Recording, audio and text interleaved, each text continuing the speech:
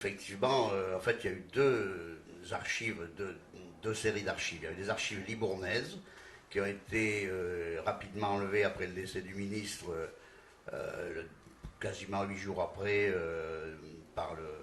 des membres du SAC.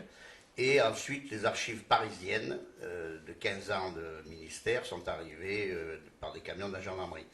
Et donc, ces documents sont restés effectivement plusieurs jours, plusieurs semaines même, dans mon bureau, qui était dans le domicile libournais de M. Boulin, où il avait gardé une chambre qu'il occupait quand il descendait les week-ends dans sa circonscription, dans sa ville. Et ces dossiers-là, un beau jour, j'ai reçu l'ordre. Oui, je vous écoute.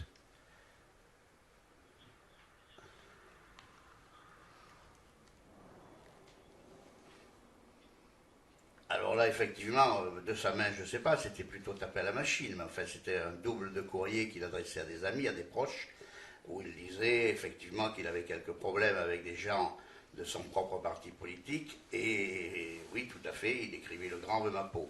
Alors le grand, vous savez, je ne sais pas qui c'était, moi, je n'ai aucune idée. Mais bon, on peut avoir des doutes.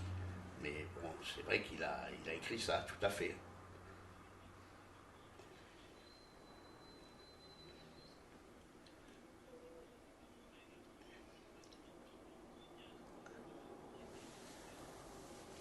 Oui, enfin, vous savez, entre 1979 et 2003, jamais personne, qui que ce soit un policier, un juge ou n'importe, m'a parlé des archives de M. Boulin.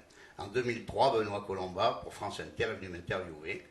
Et effectivement, je lui ai parlé des archives et du contenu que j'ai pu trouver dans certains dossiers. Et quelques jours après cette interview sur France Inter, effectivement, j'ai pris une belle volée qui m'a valu un mois d'hôpital, quelques jours de coma.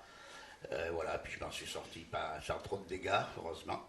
Mais enfin, bon, c'est peut-être la preuve qu'il y avait des choses qu'il ne fallait pas dire à ce moment-là.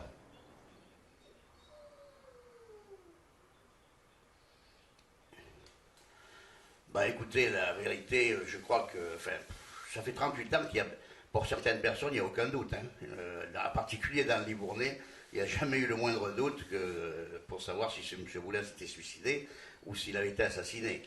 Bon, après, il y a eu tout un scénario qui a fait qu'on a évoqué la thèse du suicide, même d'ailleurs évoqué sans savoir, puisqu'au journal de 13 heures, le lendemain de sa mort, on disait qu'il s'était noyé alors que l'autopsie n'avait pas été encore pratiquée.